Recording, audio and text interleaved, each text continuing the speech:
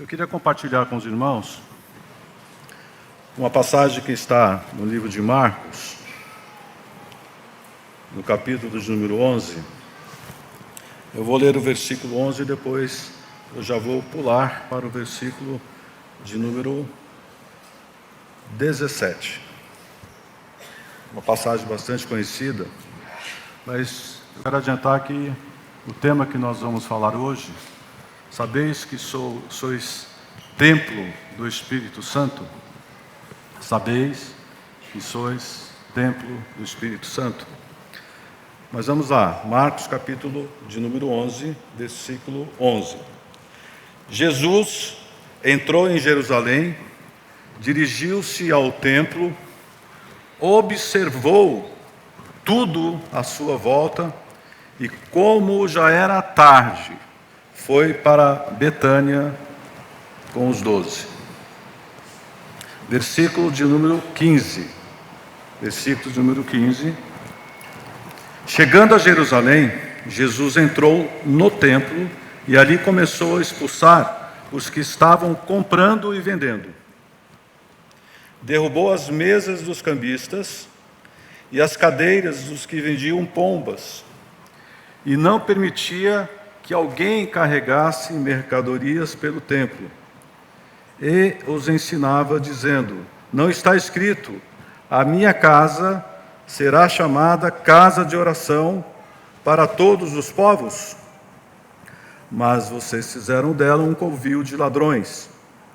Os chefes dos sacerdotes e os mestres da lei ouviram essas palavras e começaram a procurar uma forma de matá-lo, pois o temiam, visto que toda a multidão estava maravilhada com o seu ensino.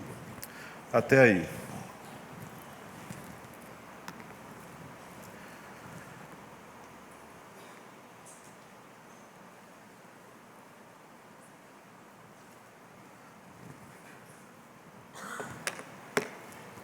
Meus irmãos, essa é uma passagem muito conhecida, mas nós vemos aí Jesus com seus discípulos, e lemos no versículo de número 11, que Jesus, ao chegar em Jerusalém, ele foi até o templo, e ele observou o templo.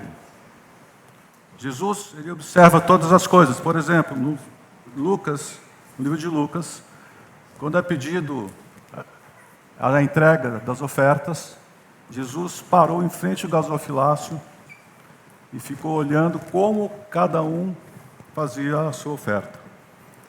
E ele exaltou a viúva pobre, porque Deus não vê e não trabalha com quantidades, ele trabalha com coração, como já foi dito aqui. Então, Jesus observou o coração daquelas pessoas que estavam naquele templo físico, na época da lei. E ao chegar lá, ele observou, obviamente, que existiam muitas coisas equivocadas, erradas, e que precisavam ser refeitas e corrigidas. Então ele volta da cidade, entra de novo em Jerusalém com os discípulos, vai até o templo, pega um azorrague, e lá ele começa a expulsar todos aqueles que estavam comprando e vendendo, fazendo mercantilismo com a palavra de Deus, com as ofertas. Então ele toma as suas devidas posturas e faz com que aquilo seja alinhado e faz um corretivo para aqueles homens. Mas o que eu quero dizer é que hoje, quem é o templo do Espírito Santo? Hoje, eu e você somos o templo do Espírito Santo. Esse local é um templo físico, mas que também está abrigando aqui uma série de outros templos individuais, que somos cada um de nós, que verdadeiramente nascemos de novo, que verdadeiramente entendemos o que significa servir a Deus, o que significa se colocar diante de Deus e querer ter um relacionamento com Ele, não apenas um relacionamento, mas uma comunhão com Ele. Então, o primeiro ponto: nós somos o templo do Espírito Santo. Gostaria que colocassem a próxima tela 1 Coríntios capítulo 6, versículo de 19 a 20. 1 Coríntios capítulo 6, versículo 19 a 20. Diz assim: acaso não sabem que o corpo de vocês é santuário do Espírito Santo que habita em vocês, que lhes foi dado por Deus, e que vocês não são de vocês mesmos? Vocês foram comprados por alto preço. Portanto, glorifiquem a Deus com o seu próprio corpo. Nós sabemos que nós temos 3 dimensões: espírito, alma e corpo. E esse corpo aqui, o seu corpo, ele é o templo do Espírito Santo. É um privilégio, porque Deus, ao encarnar, Ele nos proporcionou não só uma nova conexão, mas proporcionou que nós fôssemos aquelas pessoas que carregam a presença dEle. Olha a nossa responsabilidade. Nós somos chamados para carregar a presença de Deus. E o nosso corpo é essencial. Veja que Jesus, para poder operar nessa terra, Ele teve que operar entrando num corpo. Ele teve que agir aqui na base da humanidade. E Ele entendia que Ele era o templo do Espírito Santo. Então é um privilégio muito grande, mas uma responsabilidade muito grande também. No Antigo Testamento, o Espírito Santo não vivia nas pessoas. Hoje o Espírito Santo vive em nós. O reino de Deus vem para dentro de nós. Então a nossa responsabilidade aumentou. Mas também aumentou para nós todas as chances e oportunidades de sermos pessoas vencedoras. Porque em Cristo nós somos mais do que vencedores. Eu não quero que você fique triste e chateado. Porque o que o Espírito Santo quer hoje, o que Deus quer hoje de nós, é abrir os nossos olhos para que a gente não perca mais tempo por uma questão ou de ignorância é falta de conhecimento, ou por uma procrastinação. Porque não é à toa que o Espírito Santo veio habitar em nós. Ele quer conversar conosco. Ele é o poder de Deus. Ele é o Espírito da verdade. Ele é o Espírito que nos convence do pecado, da justiça e do juízo. Ele vem para nos dirigir, para nos direcionar. Ele vem para construir o Espírito de Cristo, o caráter de Cristo em nós. Então ele tem que ter essa primazia. Ele tem a atribuição de nos convencer e de realizar em nós, fazer a diferença em nós, para que nós sejamos mais do que vencedores em Cristo Jesus. E o Espírito Santo, ele é assim com o Pai, ele é assim com o Filho.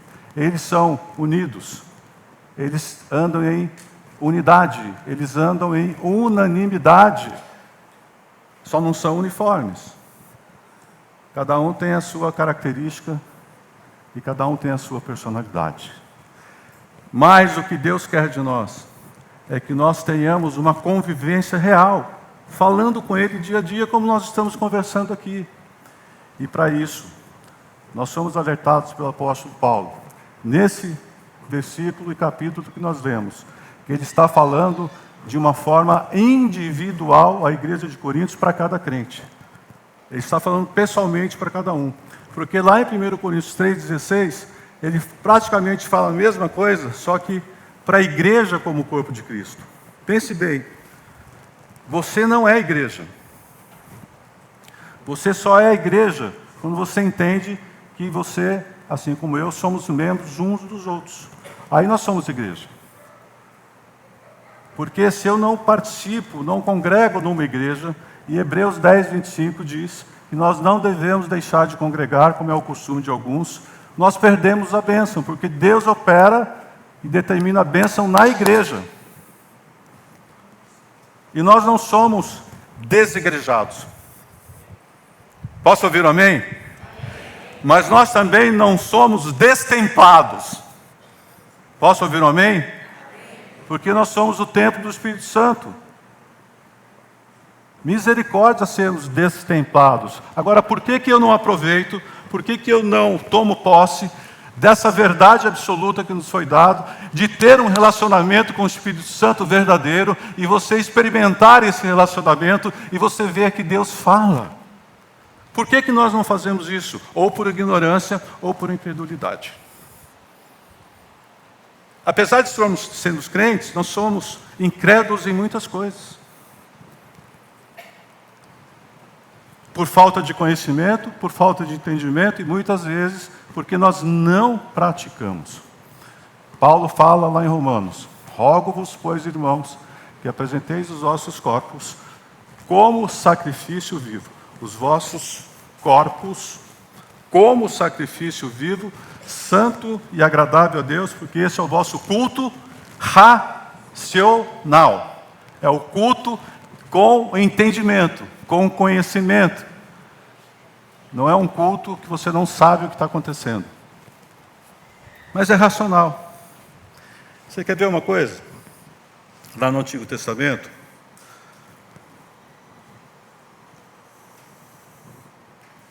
lá em Neemias, no capítulo 13, versículo 4.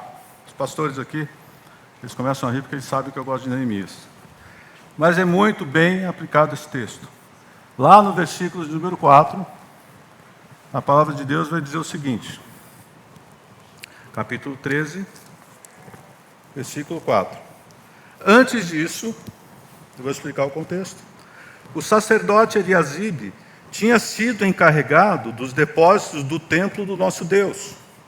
Ele era parente próximo de Tobias e lhe havia cedido uma grande sala, anteriormente utilizada para guardar as ofertas de cereal, o incenso, os utensílios do templo e também os dízimos do trigo, do vinho novo e do azeite, ordenados para os levitas, para os cantores e para os porteiros, além das ofertas para os sacerdotes.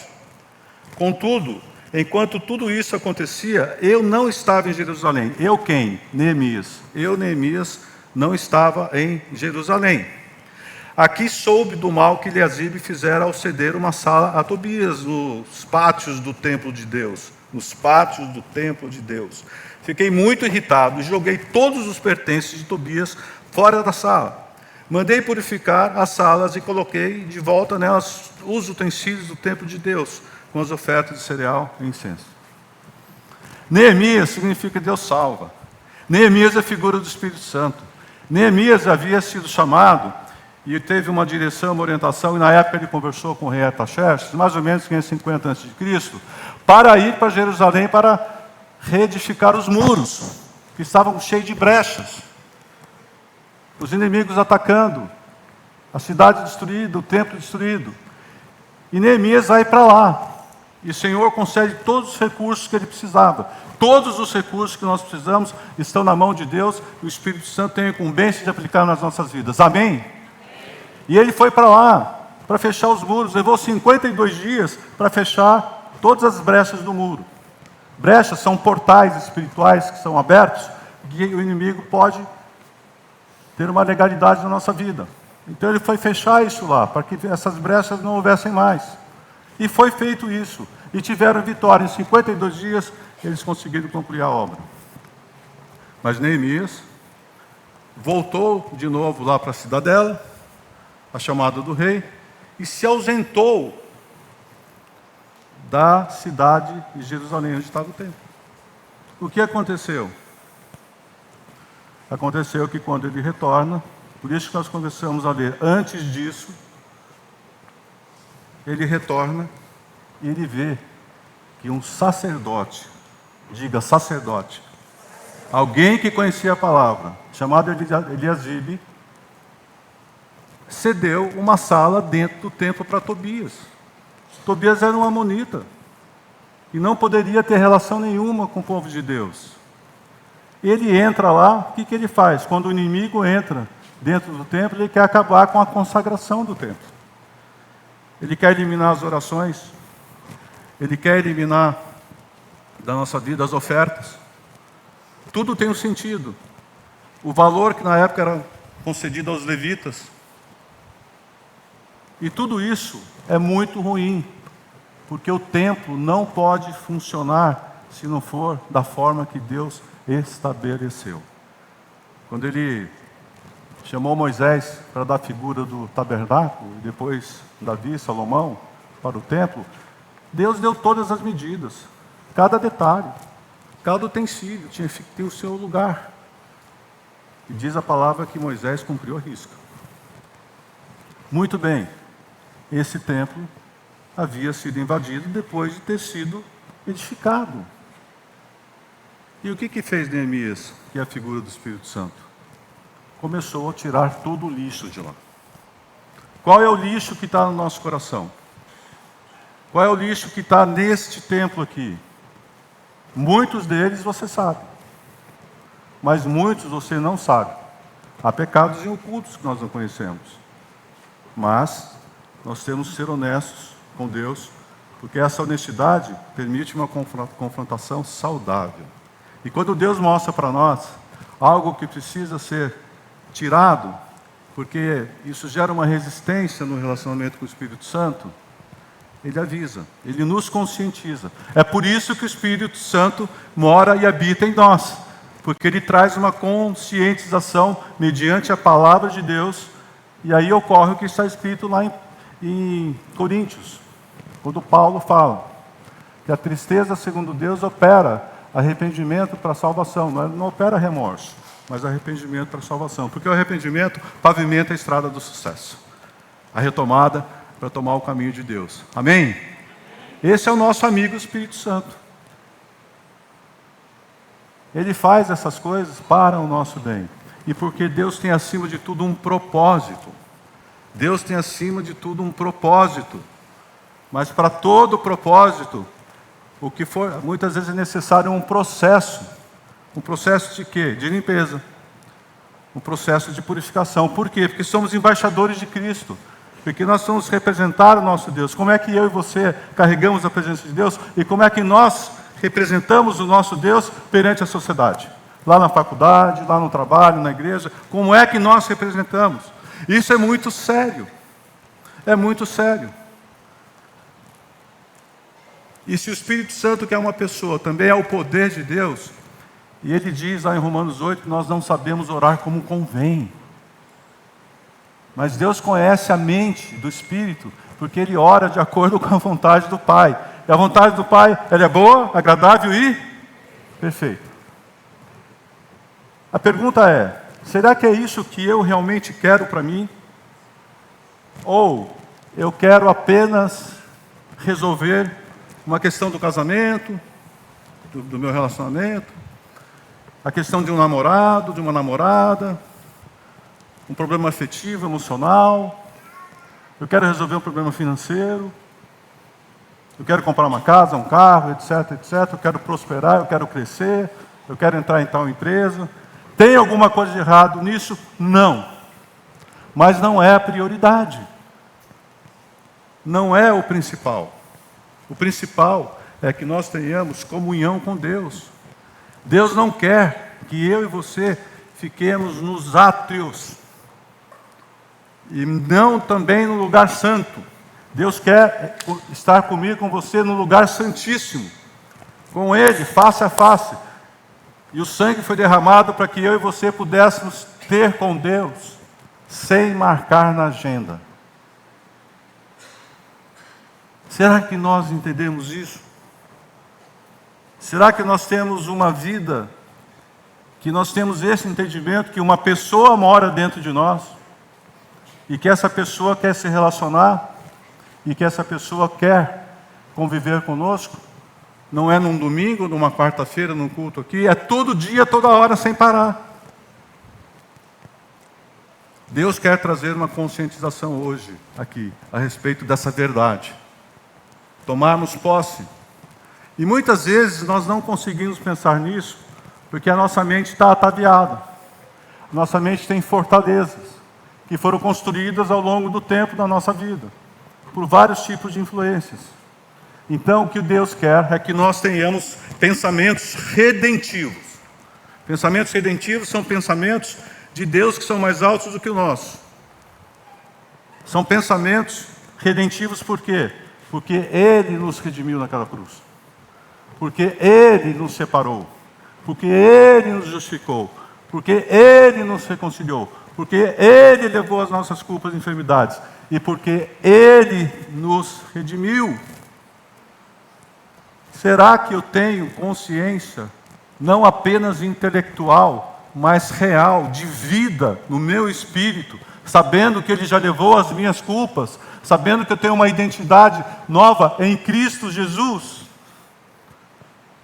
que eu sou filho legítimo e que eu tenho o DNA de Deus, será que eu sei isso intelectualmente ou será que eu vivo isso? Tem uma distância muito grande. E Deus quer tirar a igreja da superficialidade. Deus quer colocar a igreja na profundidade. Posso ouvir um amém? Quem quer ser profundo com Deus? Levanta a mão. Você quer ser profundo com Deus? Não tenha medo. Vai para cima. Chama Ele. Eu quero ter contigo porque Ele é o papai. Se tiver alguma coisa a ser corrigida, disciplinada, Ele vai chegar, filhinho, vem cá. Ele é cheio de amor. Ele vai chegar para você e falar, filhinho, vem cá. Vamos sentar aqui. Eu vou te mostrar algumas coisas que eu gostaria que você mudasse. Eu gostaria de alterar uns caminhos, porque esse que você está tomando não é bom. E muitas vezes, não é só em relação a estar pecando, é em relação a querer fazer algo que Deus não pediu para fazer. Como é que você sabe se você tem afinidade com o Espírito Santo? Sabe como? Não é por obras. Mateus capítulo 7. Senhor, Senhor, eu expulsei demônios em seu nome. Senhor, fiz maravilhas em seu nome. Fiz milagres em seu nome. Profetizei em seu nome. Apartai-vos de mim. Eu não os conheci. Intimistas. Você não tem intimidade comigo. Apartai-vos de mim. Você sabe se você tem intimidade com o Espírito Santo, consequentemente com Deus, com Jesus, pelo fruto. É pelo fruto. Mas que fruto é esse, pastor? É um fruto que fala de caráter. É o fruto que está em Gálatas capítulo 5. Amor, alegria, paz, bondade, benignidade, domínio próprio. A régua de medir não é por aquilo que você tem ou deixa de ter. O que você tem mais hoje na internet é a gente querendo ensinar você a ficar rico e fazer investimentos seguros. Eu nunca vi tanta besteira junto. Desculpem. Mas muita gente está correndo atrás disso. Agora, a Bíblia que eu conheço, em Deuteronômio 28, versículo 1 e 2, diz que você não precisa correr atrás da bênção. Porque é a bênção que corre atrás de você. Posso ouvir o amém? Mas o que é que faz a bênção correr atrás de você? É a obediência. A obediência. O pastor Daniel citou aqui na hora dos dízimos. Eu presto atenção em tudo. É a obediência, porque realmente o que ele falou é verdadeiro. Salmo 51. Deus não quer sacrifícios. Samuel já tinha dito que o que importa é a obediência. Obedecer é melhor do que sacrificar. Agora, Deus não aceita sacrifício, não aceita um jejum que você faça, não aceita qualquer tipo de sacrifício que você faça para Ele. Aceita sim, mas depois que você obedece. É só você ler o final do Salmo 51. Eu posso morrer aqui de fazer jejum, mas eu estou em desobediência a Deus. Ele não aceita. Posso ouvir um amém? Essa é a realidade dos fatos. Não vão brigar comigo. Não briguem comigo. Porque você e eu somos do templo do Espírito Santo. Havia um homem chamado Davi. Esse homem chamado Davi, o homem segundo o coração de Deus, e nós conhecemos todos os pecados de Davi. Estão todos expostos na palavra. Não sei se deixaram de expor algum, mas todos estão lá. Muito bem. Por que ele era um homem segundo o coração de Deus? Porque tinha um coração quebrantado e contrito. Um coração quebrantado e contrito, Deus não despreza. Não é questão de ser pecador. Deus já sabe que você é pecador. Mas Ele quer quebrantar um coração, para que Ele possa operar em mim e em você. E Davi era esse homem, que se arrependia, que confessava os seus pecados. Aquele que não confessa os seus pecados e o abandona, não prosperará. Provérbios 28, 13. Posso ouvir um amém? Misericórdia, irmãos. Nós temos que observar o versículo, deixar de falar conosco e tomar atitude. Vamos tomar atitude. Mas Davi, ele teve uma preocupação genial, fantástica, que é prioridade para nós. E que nós já recebemos pela graça, sermos essas pessoas que carregam a presença de Deus. Davi, assim que ele assumiu o reinado, a primeira atitude dele qual foi? Mandar buscar a arca de Deus, que é onde estava a presença de Deus. Aleluia! Homem segundo o coração de Deus. Que legal, que bacana. Aí a arca começa a ser transportada em carros de bois. Aí mais para frente os bois tropeçam e um homem chamado Uzá é fulminado. Por quê? Porque a lei, na época, dizia que quem tinha que transportar aquela arca nos ombros eram os levitas, e não em carro de bois, como os filisteus levaram. E diz a palavra naquele contexto que Uzá foi fulminado por irreverência. Irreverência. Irmãos, deixa eu falar uma coisa para vocês.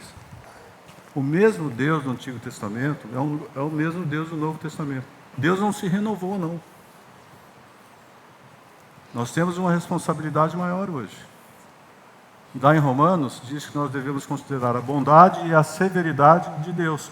Só que essa severidade de Deus se baseia numa disciplina, numa correção que é bom para mim e para você. Se você é pai e mãe e seus filhos estão indo para o abismo, o que você vai fazer? É a mesma coisa, é o nosso pai. Se os nossos pais, que são maus, sabem dar boas coisas a nós, que somos filhos, quanto mais o Senhor, que é o nosso pai, papai. Posso ouvir um amém, irmãos? São esses remédios mais amargos que curam, que são verdadeiros, que nos confrontam para o nosso bem. Davi, o homem segundo o coração de Deus, ficou olhando, mas como? O que aconteceu? E ele foi buscar, obviamente, no relacionamento com Deus e na palavra, onde é que ele tinha pisado na bola. Porque ele veio cantando, ele veio saltando, ele veio dançando, né? Ali na frente, lá, todo mundo dançando, alegre, feliz, alegre. Mas eles estavam na carne, não estavam no Espírito. Porque não há possibilidade de nós estarmos no Espírito em desobediência. Não tem como. Não tem como. Não tem como. Isso é muito sério. O homem segundo o coração de Deus volta atrás, descobre qual é a verdade, estão lá em Crônicas, que é repetida a história, e ele entende que tinha que transportar aquela arca pelos levitas. E aí ele continua dançando, continua feliz, alegre, só que é diferente. A alegria no Espírito é diferente da alegria carnal. É diferente. Essa alegria no Espírito é o fruto do Espírito. Aí a gente precisa observar. O que mais está causando impacto hoje, infelizmente, são os falsos profetas e os falsos mestres, que estão trazendo heresias para dentro da igreja. Palavras que são palavras cheias de fermento.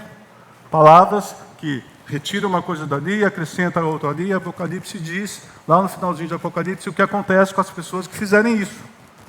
São amaldiçoadas. Acontece que gera um estrago muito grande. Sabe por quê? Porque eu e você, muitas vezes, ouvimos uma palavra e você nem abre a Bíblia para saber se o que está escrito lá é verdade. Examinai todas essas coisas, retém aquilo que é bom. Atos 17, versículo 11.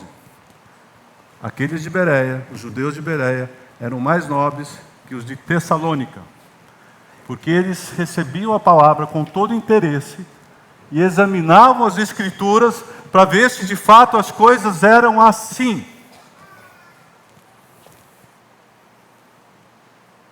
Sabe quem estava pregando? Paulo.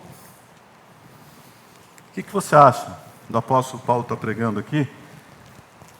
Aí ele fala um monte de coisa para você. Você, aleluia, glória a Deus, é isso aí, eu concordo e tal. E você nem checou as escrituras.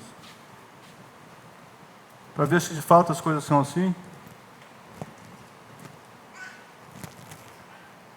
Essa responsabilidade, irmãos, é nossa.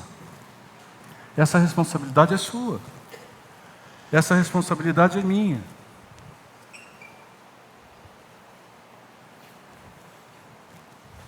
A gente não presta culto a personalidades. Nós temos aqui um pastor presidente que é uma bênção. Eu, na minha opinião, considero ele um dos melhores do Brasil na questão do dom de ensino. Você fica aqui bebendo, você não para de beber e de comer. Olha o que nós temos aqui.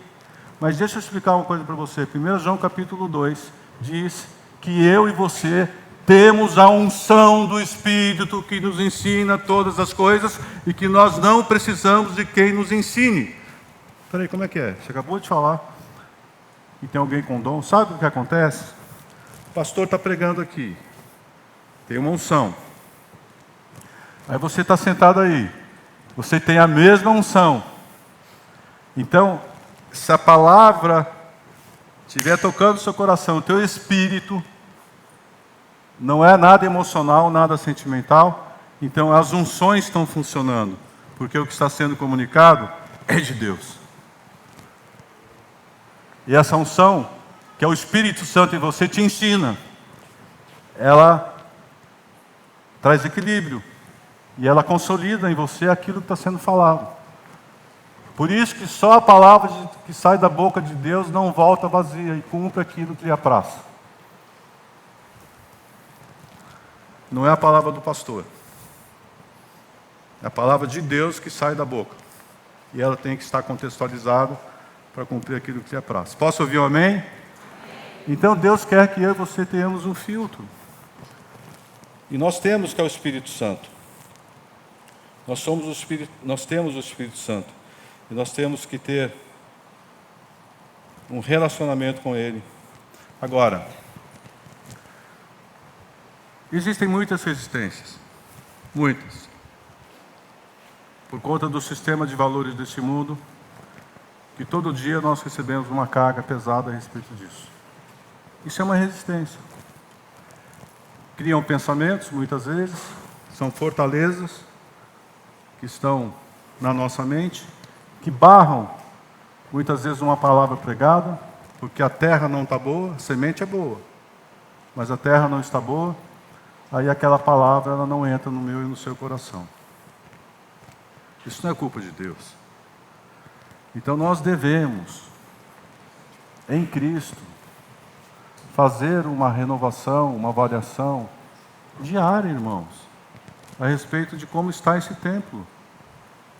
Porque nós pertencemos a Deus, nós não somos mais de nós mesmos. Ele comprou a gente por um alto preço. E Ele quer direcionar, orientar a minha e a sua vida de acordo com a vontade dEle, que é boa, agradável e perfeita.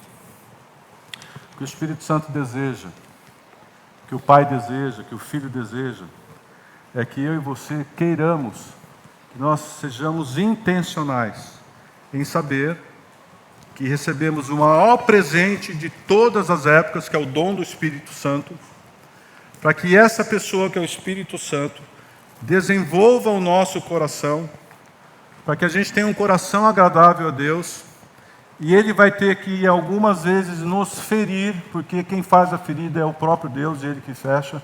Ele faz a feridinha e fecha. Por que Ele faz uma ferida?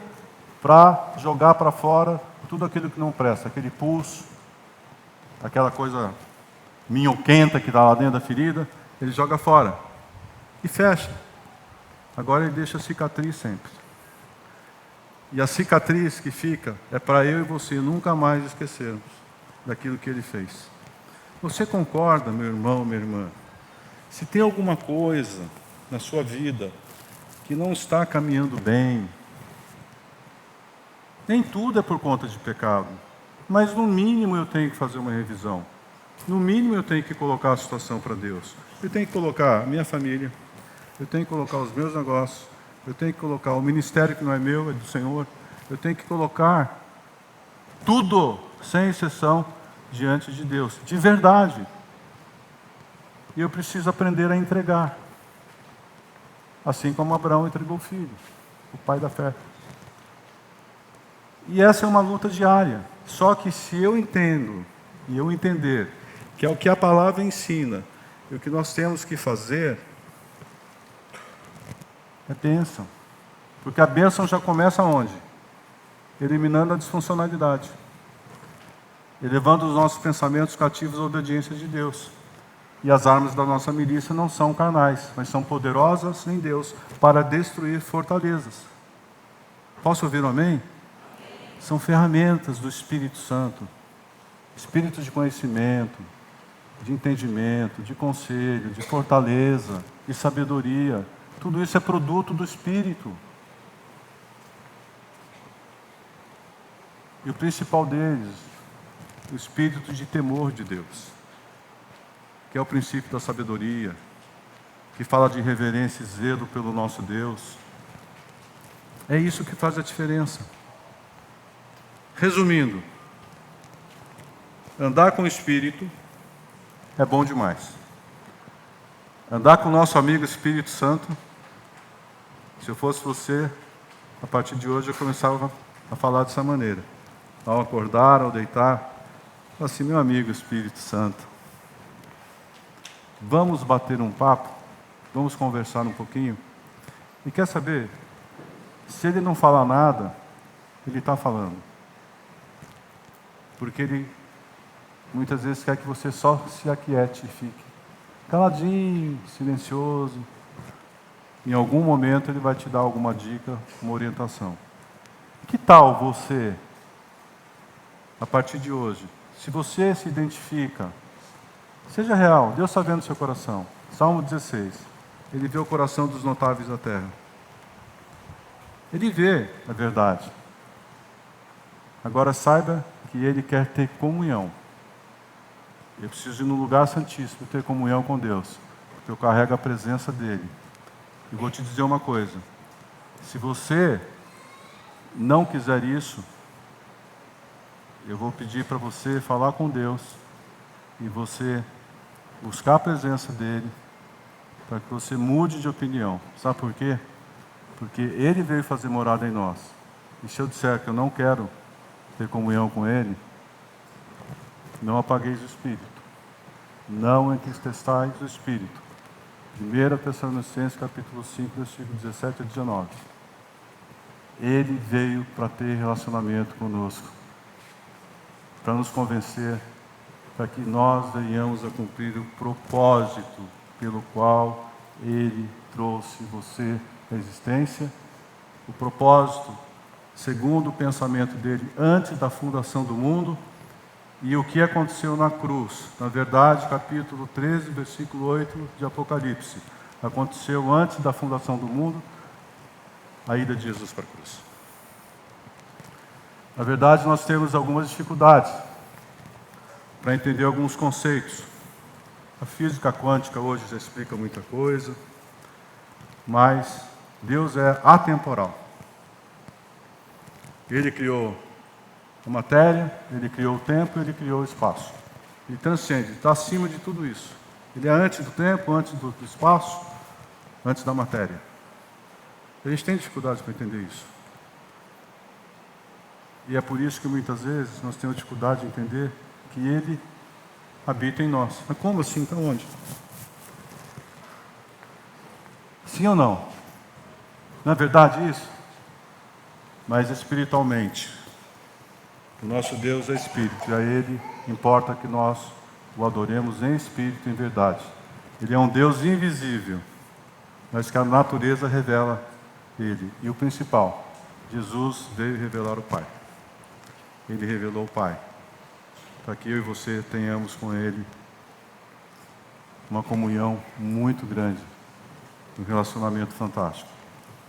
Se você quer conhecer mais, se você quer ter uma vida mais abundante com o Espírito Santo, deixar ele de fato dirigir, através da palavra de Deus, que é o que ele faz na sua vida,